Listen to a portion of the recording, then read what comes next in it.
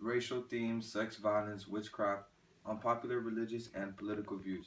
These topics must always spark a debate, sometimes an intense one. This always may spark a writer to write a controversial book that may offend a group or an individual. These are just a few examples of why some books are banned in certain libraries or bookstores, even some countries. Books shouldn't be banned, however, those inappropriate viewed books should have special sections in libraries, bookstores, schools, etc. Being that we are United States citizens and we are allowed, even at times, to encourage, to exercise freedom of speech, we then should be allowed to choose to read these books. However, people do not want negativity or offensive writings to be viewed by a younger audience, and that then should be handled by parent or guardian. Banned Book Week is an annual event celebrating the freedom to read. This event was launched in 1982 and is usually held at the end of September of each year. Librarians, booksellers, teachers, publishers, you name it, come together and support freedom to express thoughts. This event brings support for people who stand up for the freedom to read. In addition, this event is also shared by many supporters in the book community. Although some may consider this an unorthodox or unpopular, there are thousands of books banned all the or unpopular. There are thousands of books banned all the time. But during Banned Book Week, it gives everyone an opportunity to stand up for what you believe in or what they want to read.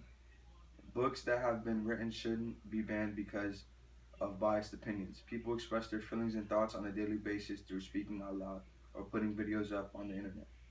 Instead of putting a story on a paper, you could easily express it on TV, the internet, even standing outside of a bookstore or library on a microphone. How about we find an alternative to burning books or keeping them from public libraries and schools? The hard work from these authors and publishers are being undone because someone doesn't agree with that creativity that was being shared by that person. There are far more worse things happening in the world than someone writing a story about wizards and warlocks.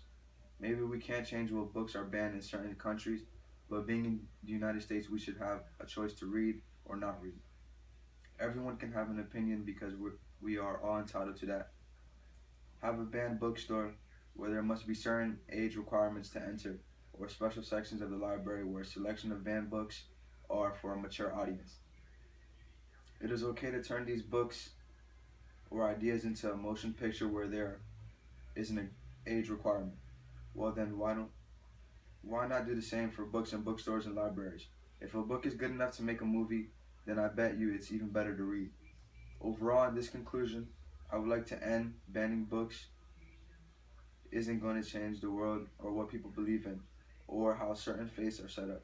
Somehow, individual writers will be able to express any thoughts or details. Imagination, religion, or even someone's truth will be said, whether it's in a book or a blog. It will always spark controversy or will give someone the fire to want to push it even more because they know it's looked down upon. However, setting up certain sections in libraries or running a banned bookstore where parents or guardians can practice censorship to their children, yet still gives other individuals the choice to read or not to read certain written material. The mind is a creative canvas. Don't stop someone from painting the perfect picture.